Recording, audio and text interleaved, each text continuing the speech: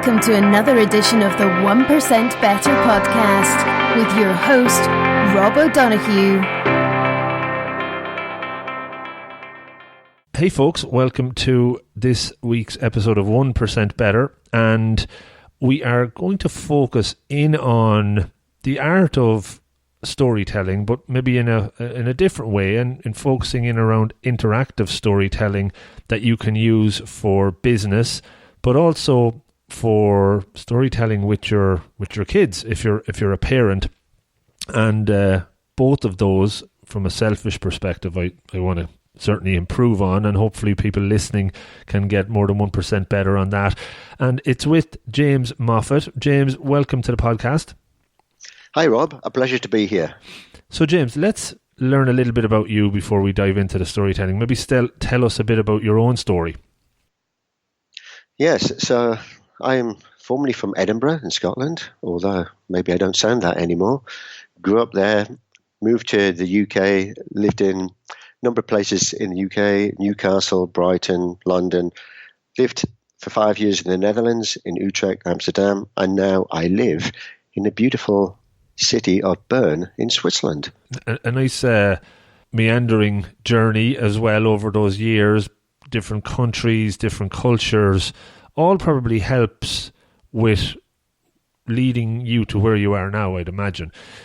Maybe talk to me a bit about some of the key moments in the last number of years that have led you to the point you're at now, and why interactive storytelling is so prominent in that.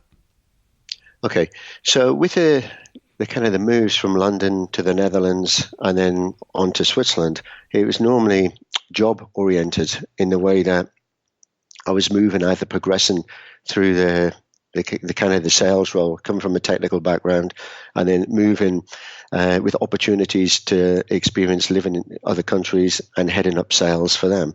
So it took me originally to the Netherlands, and then the opportunity to come to Switzerland working for an international company. So always in kind of leadership, international software as a service sales roles, predominantly working in digital transformation, Internet of Things, unified communication, stuff like that. So it got to a kind of a turning point in Switzerland when I was doing that. And I met my wife. I mean, she's Brazilian, which is another story how I met her. It was actually at an airport in Geneva. But anyway, we got married in Brazil, traditional Scottish way with my kilt and everything. And then we started a family. So Tom was our first son, and everything was fine. Carried on with my job. It wasn't too difficult with one child, although being new parents, everything is a challenge and a new experience. And also living in Switzerland is never so easy when you don't have friends and family, or close friends and family around you. Mm-hmm. So this was great. So I carried on as normal until kind of a turning point happened in my life. And this has kind of changed everything. If you want me to touch on that. Yeah, definitely dive into that. I think turning points in all our lives are very useful to reflect on and see what impact they've had. So exactly, yeah, go into that, please, James. Yeah, so I think with international sales and the way that I was doing various different jobs, I kind of fell into that. Would I say that was my passion and desire? Looking back, reflecting on that, absolutely not. Did I enjoy it and was I good at it? Yes. But was it something that I wanted to do long term? Probably not. But did I know what I wanted to do? No. And the turning point was, as I said, we wanted more children, at least a brother or a sister for Tom. And we were blessed actually with twins, so a brother and a sister. So not in our wildest dreams did we expect to have two more. And we'd never actually considered like the implications of having two more. We thought one wouldn't be so bad, and we could probably handle that. But two more? So we were elated and very excited on one hand, but then thinking kind of, what's going to happen now, and logistically, financially, and everything else. So that was kind of really the turning point. The turning point because having three children under the age of 3, and two of those being newborn babies, was not going to be easy. And although I carried on trying to do the job, trying to be on that plane every week, basically it wasn't in the contract that this is, you have to take more time off and all of this, and kind of family came first then, and regardless of the job. And yeah, it kind of wasn't acceptable with the company. And they said, like, are you a salesman or are you a houseman? And obviously I was the houseman. So it did affect my job. I lost my job, found myself unemployed, and then thinking, well, kind of what am I going to do next? So with the unemployment, I had the luxury, if you can call it that, to go on coaching and training. So really taking anything that was thrown at me. So I went to a coach and she said to me, well, let's have a look at your CV. And it was all about sales and everything. And I thought, actually, I don't really want to do this anymore. And maybe I can't do it anymore because if I was to get another job, I don't want to be on a plane every week. And it just wouldn't be me. But I don't know what I want to do. I have no idea. So she said to me, the problem is you don't know who you are. And I said, well, I do. I'm James. And she said, no, that's the name. Anyway, 6 weeks later, and a very long story short, which we'll skip that and just get to the detail, I learned exactly who I was. So I always think there's kind of three phases in your life. You start when you're a child and you're asking kind of the questions like, what will I be when I grow up? And I think I had the magical experience when I was a child to explore lots of different things. So I didn't really know what I wanted to do, but I felt I had the freedom to decide anything. But it's kind of different when you get kind of indoctrinated into the system, kind of a matrix type of world, and you're doing your job regardless, day in, day out, like kind of Groundhog Day, that you start to realize that, is this really what I want out of my life? Is this living or is this an existence? And there is a huge difference between the two. So at that stage, I was definitely at the state of mind that, well, what's it all about? I was lost, disillusioned, confused, stressed, very stressed, and even kind of depressed as well, because I thought, well, what do I do? How can I look after 3 children and a wife in a foreign country, which my German isn't so good? And what sort of job would I do? I have no idea. But anyway, and James, I think it is useful, and I'm sorry, just to take it back a little bit, just for sharing, people listening. Certainly, I would imagine a lot of people hit a turning point or a key life-changing moment that they're not prepared for. And you mentioned you got a coach, and I'm a coach, and you do coaching as well.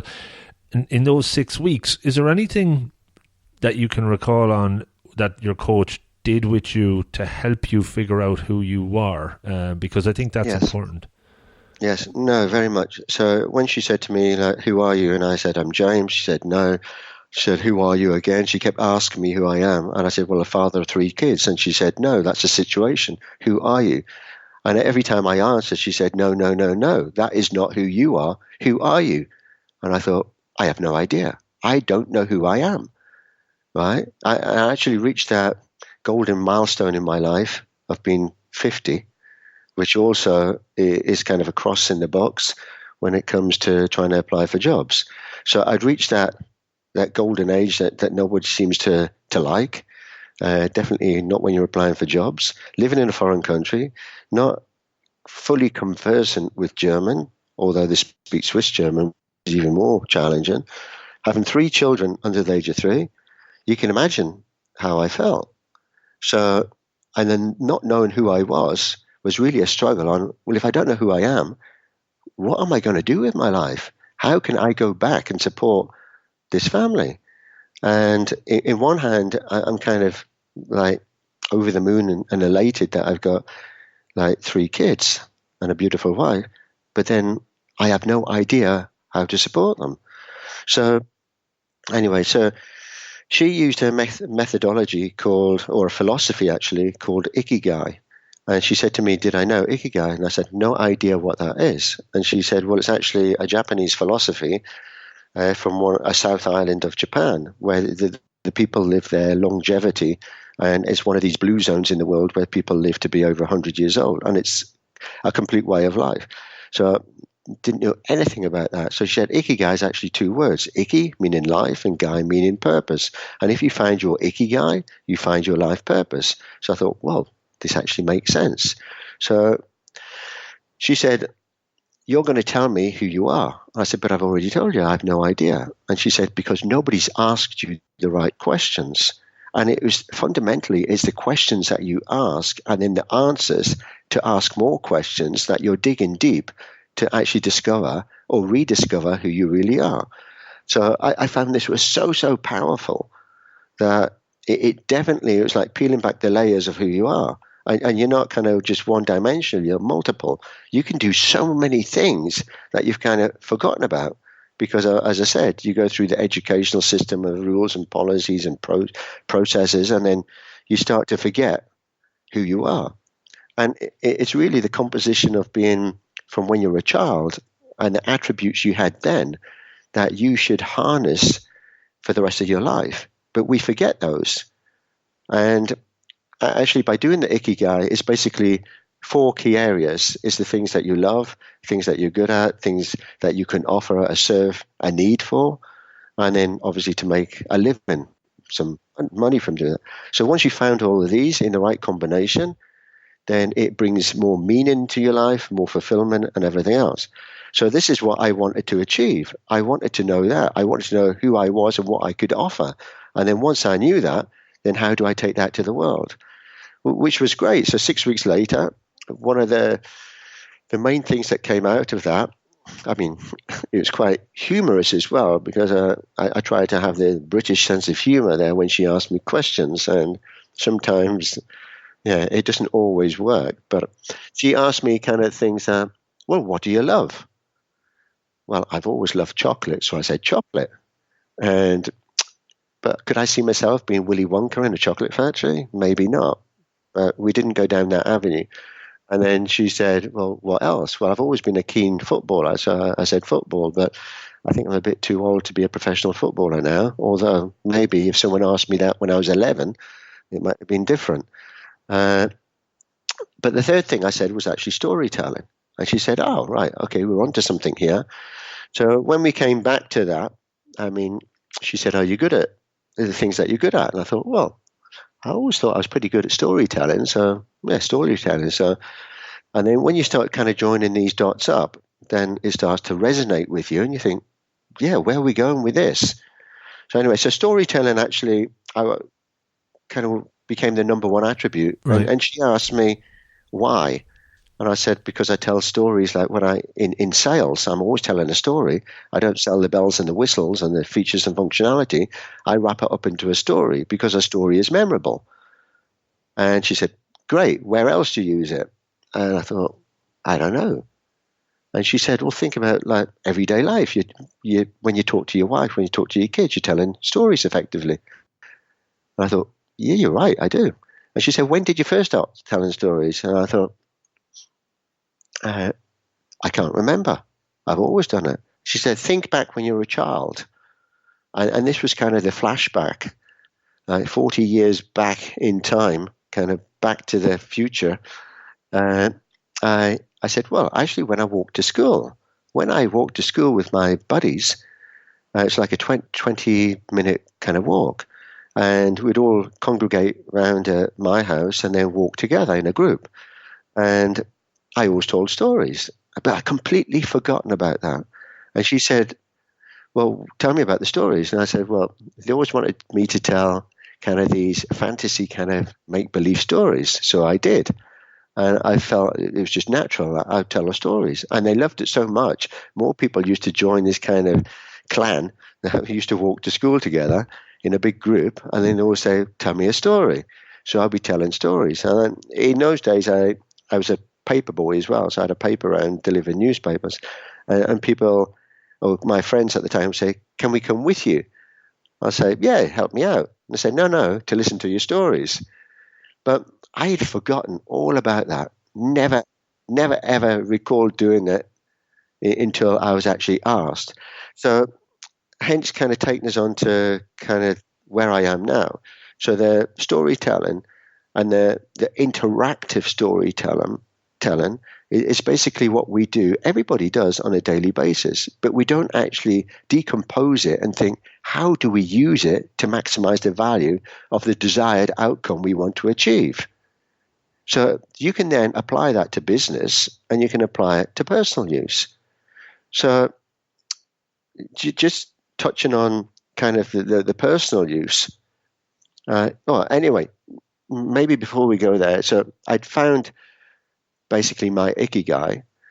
And then on that though, just to dive in as well, a lot of the time as well, you talk to people about going through their own journey to figure out and discover who they were. Did you find that difficult work? Was it hard work? Was it challenging? Did it bring up emotions that weren't all positive? I've coached a lot of people that sometimes find it difficult to figure out who they are, their values, their identity. Yeah. So actually, it was very positive. It was not about kind of regressing and bringing out any of the negativity. It was kind of the complete opposite. It was all about positive things. It was all about the things I love. There was never any mention about things I don't love and things that were bad experiences or anything like that. Although I had the opportunity to discuss that and to talk about that as part of kind of the overall picture. But the focus was definitely not there. The focus was on kind of all the things that I love. And then why do I love them? And why do they resonate so much with me that I want to just talk about them? And then the other thing is, well, what am I good at? There must be something you're naturally good at. And I've also read Gardner's 9 frames of mind. And basically it's the 9, it was originally the 7 frames of mind, but they've added more to it. Basically, the way our educational system works is all about academical skills, whereas the 9 frames of mind actually touch on the other skills that you have that are not necessarily academical. Like a sports person might not be good at maths and science and stuff like that, but they might be a fantastic sports person. But are we actually leveraging on that and saying, well, this is something that they're naturally good at, so let's harness and nurture that? So actually, that's what I said. When you start looking at other philosophies and other ways, you can actually harness a lot. So it was all about a positive thing. So it wasn't negative at all. So, and then how can you use these positive things to bring a desired outcome to others? So what are the needs of other people that you can offer with the things that you're good at and the things that you love? And then if you're doing things that you love, then there's a passion and desire for wanting to do it. And the Ikigai philosophy is that every day you don't think about, I have to get out of bed and what am I going to do? It's every day you're enjoying getting out of bed. There's a reason for living, a reason for getting out of bed, because every day you're serving a purpose. And to find your purpose is a magical experience, because then you think there is a reason for my existence. And it's not actually an existence anymore. I'm living not necessarily a dream, but you're living something that you believe in. And on Ikigai, as I mentioned earlier, I've read the book recently that I think Ken Moss put out, and there's a number of pillars, 5 pillars in it. And what's interesting about that is when I was reading it, some of those pillars I kind of, in an unknown way, adopted and are kind of living towards as well, of like starting small. And, talk about 1% better, you're kind of incrementally improving. That's important. And certainly being in the moment, there's meditation kind of tied into that. Of the pillars, can you tell me a little bit about how you maybe started to apply some of those as you move towards living towards your purpose? The challenge was also at the end of my kind of 6 weeks, it was kind of rushed into a 6-week program. I mean, typically it would take longer, but these were 6 weeks of 2-hour sessions. And it was kind of done. A lot of the stuff I could do also at home. I didn't have to do there. So when I'm listing all the things that I love, do I have to do it actually in front of the coach, or can I do it at home and then discuss what I have? So typically it would take really 3 months of quite intense deep dive and questioning as well. The pillars, it depends, because when I was left at the end of it, so I mean, you see on kind of on the wall behind me, we have my Ikigai, and it's something that it's kind of a blueprint or a foundation of the things that you're good and you love and so on. But it's not static. It's evolving all the time. And you can't capture absolutely everything in such a short period of time. It's kind of the things that you remember or you're asked about, and then you deep dive on storytelling. But if we were to deep dive on everything that I said I loved, it could take years. And I mean, would there actually be a purpose of actually doing that, or you just pick out kind of the key ones that really resonate with you? So at the end of it, I felt that I'd gone in there not knowing who I was. I was kind of on this roller coaster ride, and it felt fantastic actually discovering more and more about me. And I was so enthusiastic about going to each session. But then when it kind of came to the end, and it kind of concluded with this kind of a wall chart I've got, a blueprint, and what can I take away with me, I said, well, actually, what do I do with it? What's the next step? And I was told, well, I'm sorry, I'm kind of a life coach. I don't do the next step. You have to go and find something, find someone that's going to help you. And I thought, well, I'm kind of lost now. I was lost at the beginning on this roller coaster ride, and now I'm lost again. I don't know where to go. I've no idea. I need someone to help me take this to the next level. But I didn't know how. So I was kind of scratching my head as well. How can I apply storytelling and things like that, and the things that I love? It wasn't just storytelling to serve a purpose. I don't know what people need. I don't know how to apply that. I don't know how to create a business from that. I need someone to help me. So it then became another challenge. But anyway, I did find a coach as part of a program I then joined. And one of my coaches is Kevin Harrington. Probably say, who's Kevin Harrington? But if you know, in the UK, they have their entrepreneurial show called The Dragon's Den, right? The original one was called The Shark Tank in the US. And the original shark of the Shark Tank was Kevin Harrington. So he was this serial entrepreneur, business owner, investor, and so on. So he became a mentor to me. And so I leveraged on his experience.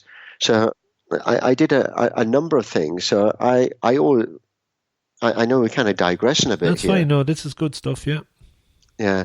So I found that in my mentorship program, there was lots of kind of people that wanted to either as aspiring entrepreneurs that should have a business idea, but maybe they haven't done anything with it, and business owners that are kind of struggling that need some help. So the program would actually be to help these, but it wouldn't be to help you find your idea or to find your Ikigai or whatever. That's not part of it. But I quickly noticed that the hundreds of people or thousands in the end, that were on these programs were kind of lost as well. So I wanted to create something that would give them visibility, because I didn't have visibility to them and they didn't have it to me. So if there was something that could create visibility to make, and what do you want to do with visibility? You want to make an impact. So then I thought, oh, that sounds pretty good. So that was kind of how the name Visibility Impact was born. And that's when I thought, how do I give others visibility to make an impact? So I registered the .com, which I was quite amazed that it didn't exist. And then speaking with Kevin, he said, you can create visibility by leveraging on the power of the radio. I said, the radio? Who listens to the radio these days? But anyway, apparently quite a few people. And I thought, in Switzerland, is there a radio that actually speaks English? So anyway, a bit of research, I found World Radio Switzerland, based in Geneva, that actually did a radio show in English. So I approached them. I went there with an idea of creating a program, a pilot program, so we could test this out, that business owners could go on there and they could promote their business. So effectively like a podcast, but for the radio. So we did that, and each week we featured a different business that would be broadcast out over the radio for that whole week at different intervals to maximize the listening time. So we did that, and yeah, kind of 6 months later, I went back to Kevin, and I had the opportunity to pitch in front of him. So I pitched what I'd actually done, and he thought it was so good. I kind of won the first prize, which was a video testimonial from him about what I had done, and him being my mentor and coach, and he's become a personal friend now. So he did that video testimonial, but I wanted to kind of take it to another level. So that ran for 6 months, and that is kind of the visibility impact. But what else could I do? And then through kind of the personal side with storytelling, I find that with 3 small kids, I tell bedtime stories. Well, I didn't at the time. I read books to Tom, our elder son. So when he was just coming up to 3, then he wanted stories before bed. It was always a challenge to get kids to go to bed. I don't know with you, because I mean you've got. He's only 1, so he's nearly 1, so he's pretty good at going to bed, and he doesn't listen to me at that point anyway. So, okay. So Tom wanted stories, so we used to read all sorts of different stories, like bedtime stories. I mean, typically Mr. Men books. So it'd be Mr. Tickle, Mr. Happy, Mr. Tall, and whatever. And then I thought, well, if kids, their brain is like a sponge, they're just soaking up everything. Why then teach them about silly things, really? Why not try and educate them as well? And then why not do something that's educational, that gets them thinking? And when they're thinking, they're becoming tired. And when they're tired, they want to go to sleep. So it kind of serves many purposes. So Tom started saying he wanted other books about like rockets to the moon and stuff. I thought, where am I going to find books like that are short bedtime stories that actually make sense, that would leverage on him? So I couldn't find any. So I said to Tom one night, this was back in 2015, I said to Tom, look, I'm going to tell you a story, right? Tell me you one about rockets going to the moon. So, I mean, you can kind of steal bits and pieces from things that you've seen, like Wallace and Gromit and whatever. But I want to make it more personal to him. So I asked him what he wanted in the story. Then we thought, how do we make this into a theme? And then every night it could be a different story, but it'll have a start, a middle, and an end. So a story, but then interactive. So the very, very first story was, we themed these as well. Tom also has this comfort rabbit, which he calls Dodo. And Dodo was actually his very first words. Well, Tom's first words, not the rabbit. So he named his rabbit Dodo. So he takes Dodo everywhere. And we've lost Dodo many times, but that's a. You want to buy a second version of Dodo, I think, just so you have backups. We've had to buy several, actually. Yeah. Which actually. Yeah, a friend of mine actually has one of these clips, retractable clips. Oh, yeah. It doesn't lose it then, yeah. So anyway, so the first story was about Tom and Dodo. So that we started it with a theme. So I love the word marvelous. When people say, how are you? I always say marvelous. Sometimes tongue-in-cheek, marvelous. It has lots of connotations to the word, so it's great to use. So I wanted something marvelous for Tom. So we created these stories now called The Marvelous Adventures of Tom and Dodo going to the moon. Right. So that was the very, very first one. And then it was kind of me just telling a story. But then I wanted it to be as much his story as it was mine. I just wanted to be kind of the narrator, but I wanted the magic and the imagination. As Einstein said, as a child, don't ever lose your imagination and creativity, because that is something that gets inhibited as you grow older, but that is something magical that you should keep for the rest of your life. So as children, they have imagination and creativity. So I leveraged on that. I asked him to kind of steer where the story went. So the story ended up with Tom and Dodo building a rocket, going to the moon, but then we started injecting other things that kids would do. So when you get up in the morning, you get dressed. So they're getting dressed, they're having their breakfast, and they can describe what they have for breakfast. So they're learning about that. Then they always brush their teeth. Then they go out to Daddy's tool shed and they make this rocket, and off they go to the moon. But also things like putting their seatbelts on in the rocket. So they're learning as well. And then they have their adventures at the moon, and they come back and everything else. So we actually launched our very first book this week on Amazon Kindle. We created this. I found an illustrator that actually does caricature illustrations. So I sent her pictures of Tom and Dodo, and then she recreated the stories, very short bedtime stories to 10 to 15 minutes, but she created the very first book.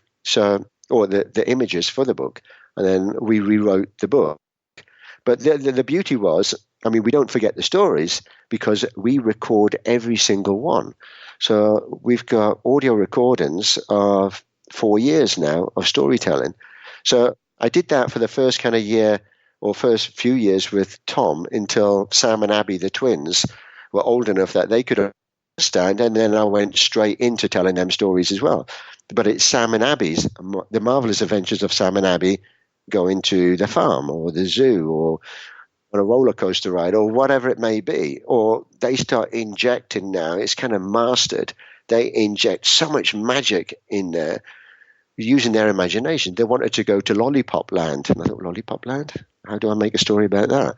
So with their imagination, we go to Lollipop Land. We go on a roller coaster. They've created fictional characters as well, or real characters actually in the stories. Like Charlie is Abby's best friend, and he's the donkey at the farm.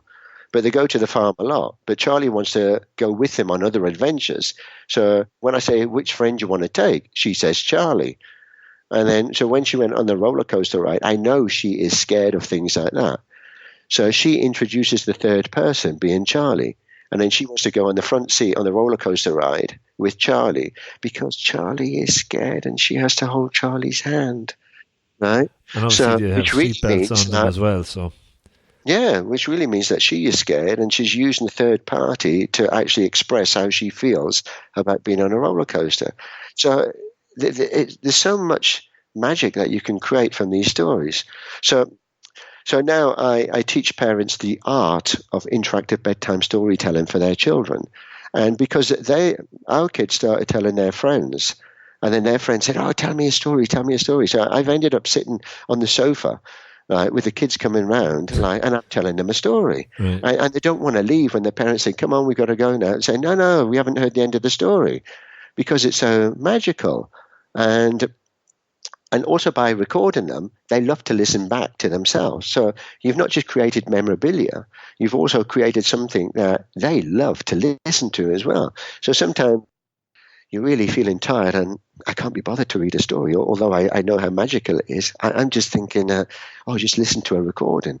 And they love that as well. They laugh at hearing themselves talking in the story. So the kids always go to bed with happy dreams and something magical, something memorable, something that they can talk about, and their imagination just goes wild, basically, in these stories, which is all captured. So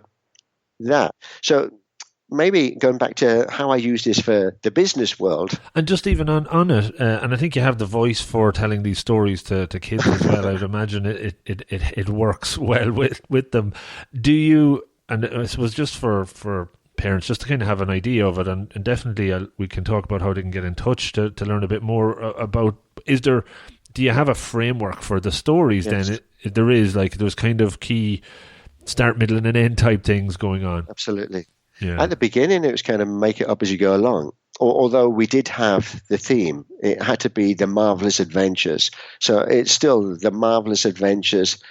This is kind of the title and the theme, The Marvelous Adventures of Tom and Dodo. And it's also The Marvelous Adventures of Sam and Abby. Mm-hmm. And then whatever they're doing, going to the moon, going to the Lollipop Land, going on a roller coaster, going on the banana boat is the latest one, going to see the golden land where everything is golden. I mean, I could actually tell these stories. They're so good. you get involved so much in them, you become childlike, and it brings back all the emotions and memories of you as a kid. So you're really sharing this magical experience with them. I can't endorse it enough for parents to actually do. It's the byproducts of that are immeasurable. But anyway, so there is a structure to it. So I like to think, when Kevin Harrington said to me, he is kind of the pitching expert. So pitching is really storytelling. It's just done in different ways for different purposes. So, but there's always he says there's a 3-phase to it. Like a Hollywood movie, there's a start, middle, and an end, right? It's the same with storybooks, should be start, middle, and end. So he says, first of all, you've got to tease. So you've got to tease the audience. You've got to please the audience with something. And then you've got to seize the audience. So that's what he says. Now, I never like the word tease because the kids are always teasing each other. So I always associate tease with something negative. Right. So I want to have my own 3. So I've created my 3 are my 3 C's. So I connect, I communicate, and I convert. So it can be used in business and also for personal use. So the connect is you connect with the right audience. In this case, it's the kids. I want to communicate something of value. So there should be something value, which is the story, right? And there should always be injecting more value along that way to keep them engaged. Right. And then the conversion is basically my call to action or my close. What do I want to achieve from doing it? What I want to achieve is I want to get them to go to sleep. Now, if you're doing an investor pitch, obviously you don't want them to go to sleep anyway, for sure. Sorry? Yeah, you exactly. don't want them to go to sleep. Yeah. Exactly. You have to. There's always you have to achieve your desired outcome for the reason why you're doing it. So everything should have a desired outcome, and then you construct the story according to the outcome that you want to achieve. Okay. So that's how we do it. So that's a 3-phase approach. Cool. Very good. So yeah, maybe take it. You were going to go to the business side of the storytelling then, maybe just to talk a little bit about that. Yes. So on the business side, so as I said, so with Visibility Impact, I was working with a lot of entrepreneurs and aspiring entrepreneurs. So I also set up my own Facebook group. So we've got like 420 or so people in there now of like-minded people that want to be part of this. It's a closed group because we just want people in there that can help each other. So, and we also promote them. So as something extra in there, I wanted to be able to offer a service that was different and everybody actually needs. If you think of the reasons why you would need storytelling for business purposes, can be broken down into different areas. So if you want to do an elevator pitch, now that would be something very short, 20 to 40 seconds elevator pitch. And it's called an elevator pitch because it's supposed to be done in the time that the elevator, the doors close and you go to the floor and you get out. So you've actually seen someone in there, an executive or whatever, and you want to quickly pitch something to them. Now, quick enough that you're actually following these 3 things: tease, please, and seize, or you connect, communicate, and convert. So the outcome of that is I want to get a meeting set up with this executive so I can obviously tell them more about what I can do. Mm-hmm. So there's the elevator pitch, there's the investor pitch, there's the keynote speaker pitch, the public speaker pitch. I mean, particularly the sales guy pitch. So when you've done the hard work to actually get a sales meeting set up, but unless it's formulated in a way that there's a desired outcome, what do I want to achieve from this meeting? So telling a story isn't about just presenting 101 slides that a marketing are put together, and then you feel obsessed that you have to go through all these slides until the time comes at the end that you've run out of time, that half the audience have fallen asleep, and you haven't achieved the objective of what it is that you set out to do, because maybe you didn't even know what that was. So kind of working backwards about if I get this meeting set up, what do I need to achieve? Do I need them to sign a contract, have a trial, or what's the desired outcome? And then how do I achieve that by this mechanism and this formula, this 3-step formula? And it's not all about necessarily presenting slides. It's about interacting. You need to interact because you need to be asking questions. You can use the doctor-patient analogy. So a patient goes to a doctor. The doctor sits and listens, right, before he injects, and he starts to ask. He'll ask questions like, why have you come here today? Because I have a pain. Where's the pain? What sort of pain? And then it's a two-way dialogue. So it has to be something like that in a meeting.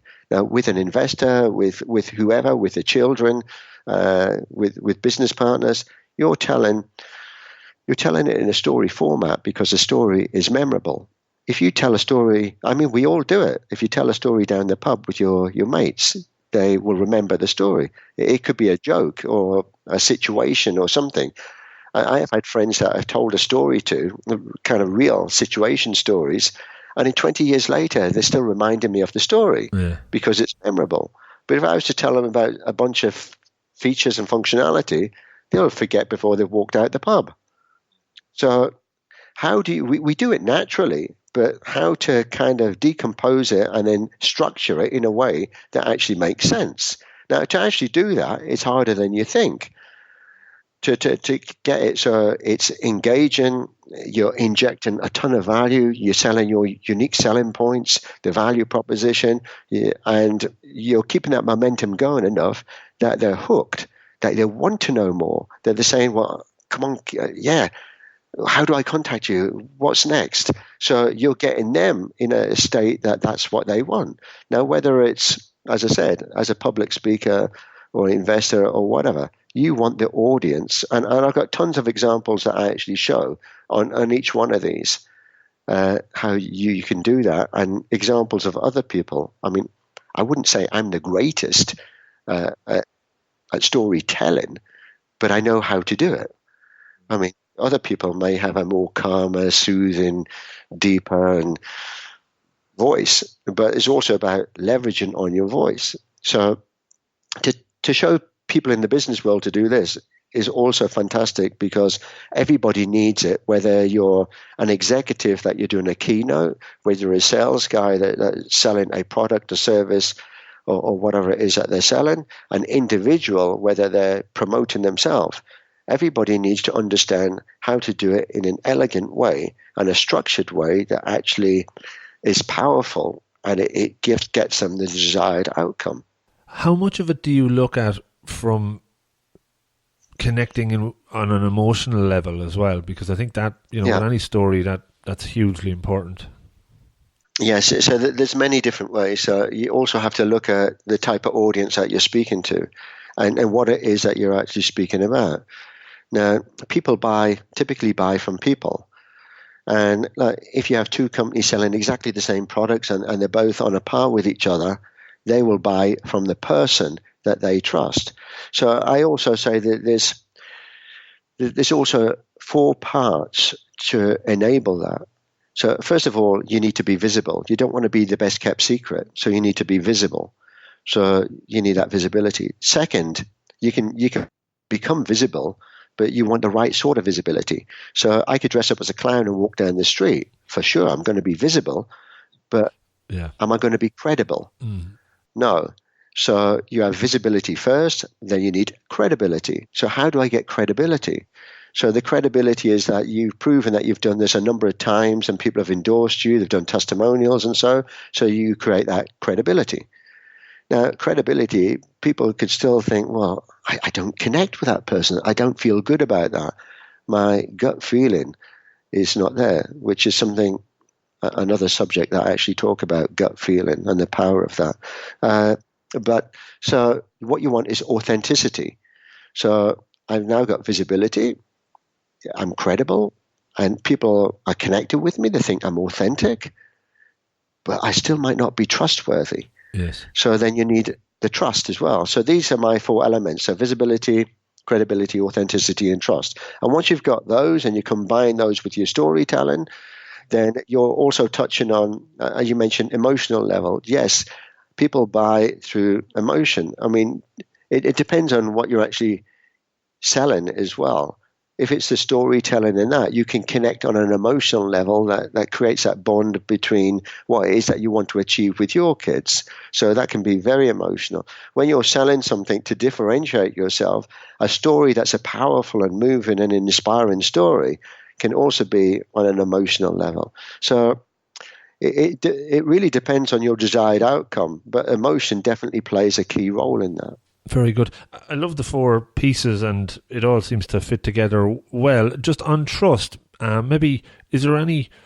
That's a huge thing, right? Trust. You have to trust somebody, and I think I was reading recently we're traditionally willing to give people the benefit of the doubt. You know, you kind of want to trust somebody. It's almost that they have to do something for you not to trust them in lots of ways. How do you develop the trust? Is there any 1 or 2 ways that you kind of advocate around that? Yeah. So we kind of touch on which I say is kind of your sixth sense, which is your gut feeling. I mean, people actually say it's the second brain, your gut. And yeah, I think we underestimate the value of that. So, I mean, our gut tells us a lot. When we're hungry, our stomach is kind of grumbling and saying, like, I need some food. When we're not feeling well, our stomach is telling us. So if you're in a situation where you're talking with a group of people or an individual and you just don't feel the connection, you don't feel it's good, and your gut is normally telling you walk away. So your gut instinct is something that you should depend on a lot more. You should actually leverage on that, because inadvertently it's correct. And it always has been, yet you don't believe it. So I think if your gut is not telling you to walk away, then that trust can be built on, like, who else have you worked with, and kind of show me like some examples of your work and everything else, and yeah, just get them to kind of open up a bit more. Tell me more about you as a person, and to build that kind of that relationship. Because I want to be able to trust in you as well. So, yeah, trust, you can go down kind of different avenues. But initially, I'd say if your gut is telling you walk away, then walk away. And it doesn't matter if they're credible or whatever, and they claim that they're authentic. If your gut is telling you otherwise, then there can't be any trust there, or not for you anyway. Right. It just doesn't resonate and feel good.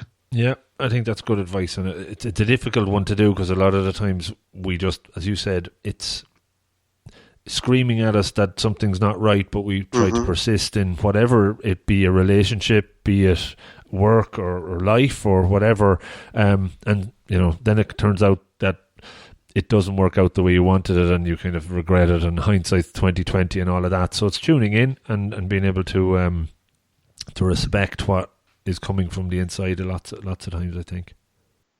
Yeah, I mean, it's also for the other person to kind of inspire that trust. So what is it that they're saying and doing that is making you feel good? Definitely. James, I've really enjoyed listening to your story about visibility impact and the storytelling for kids. Definitely going to take some tips away from that, and business, because I think pitching, being able to tell your story to get a client, to get somebody on side to believe in you is so important in business and in life. So thanks for sharing that. As always, to wrap up, is there ways folks can learn more about you, about what you do, about the interactive storytelling, how they could connect in with you? Yeah, so they can connect to me on Facebook, so on my personal Facebook account. So that's just all one word, James Moffat 3. And then they should find me. They can go through the website, visibilityimpact.com. And basically, they're the two best. Or, I mean, email, I've also got james.moffat@visibilityimpact.com. So visibility impact being one word. Cool. And on LinkedIn, I think that's one of the areas. Oh, yeah. Popular. LinkedIn. Yeah, I mean, there's many, many different ways. LinkedIn, they can find me LinkedIn as well. Brilliant. So thanks so much for sharing that, James. Look forward to getting it out, and hearing from many parents that have taken something from this, getting their kids to sleep earlier at night, will no doubt help them be more successful in lots of ways as well. Okay, it's been a pleasure. And yeah, sorry to kind of diversify a little bit in there, but it's nice to also to get kind of the background of how I got to there. Absolutely. I think the Ikigai piece is very interesting, and hopefully will open up that to people as well that haven't heard about it before too. Excellent. Well, thank you very much for your time. Not at all. Thanks, James. So this is the outro of the podcast, guys. You got to the end, and that is great. Please hang in here for another couple of minutes. I know most people won't, but maybe there's something here of interest, so check this out. First off, thanks so much for listening to this one, as well as maybe the 100 or so that's gone before it. Why not check them out if you haven't already? There's lots of good stuff in there. The whole podcasting journey for me has been a huge learning, and I'm trying to help you guys learn and improve as well. So much has changed over the last few years since I started it. I've really realised lots of the goals that I put out there, and then realised so many unexpected benefits as well. And I think anytime you take on action towards a goal, you're going to pick up lots of things that you didn't expect along the way, and hopefully they're good things. In this particular episode, was there any one or two things that jumped out? Maybe you could take a pen and paper out right now, because this is something that you might think of during the episode but never do. Do it now. Take it out. Write down a goal that you're going to set yourself as a result of something you learned from this episode. Put a plan in place and then work towards it, applying yourself deliberately over time. Take ownership, build a habit, improve, get 1% better, share accountability with somebody you know in a buddy system, and learn and grow and improve. That's what it's all about. That's my, hopefully, inspirational piece done. Other areas to note: check out the website robofthegreen.ie. You can consume everything there for free. There is obviously the podcast, there's video, 1 Minute Monday clips, there's articles, not enough, but I'd like to put more there. If you're interested in putting one there, let me know. And there's a Get Better At page, which I'm starting to add new content to over time. There's a feedback page if you want to email me, rob@robofthegreen.ie instead. But it's all about trying to engage you and get you to a place of improvement. So I'm open to feedback. As I said, ways you can help me is by following me on the socials. @robofthegreen.ie is the website, or @robofthegreen on all the social platforms. Subscribe to the podcast on any of the apps that you might listen to it on. Talk about it. Tell a friend about it, tell your family members about it, share some of the ideas, not only to your friends but to me. Is there anything I can improve upon? Sign up to the newsletter, that's there as well. I'm experimenting again with a group called Slack, Rob of the Green on Slack. This is really for a shared accountability environment and sharing ideas. You can sign up to that on the website as well. All of this is obviously all free, but there is also an option where you could subscribe to my Patreon site and make a small donation for the content that we do. It's there. It's totally up to you. Everything that is coming in through that or could come in through that will go into making the podcast better. So, to close, I am always trying to improve and get better. Change is difficult, I know that, but it's all about taking the first step. Learning something, applying yourself, moving forward. You can do this. I've been able to improve, pushing myself outside the comfort zone, learning, and I think if I can do it, so can you. Don't overreach, don't set yourself unrealistic goals. 1% at a time is enough, but it's all about starting, and that will bring you on your pursuit of betterness to a great place. Thanks for sticking to the very end. Talk to you next time, and take care. Good luck.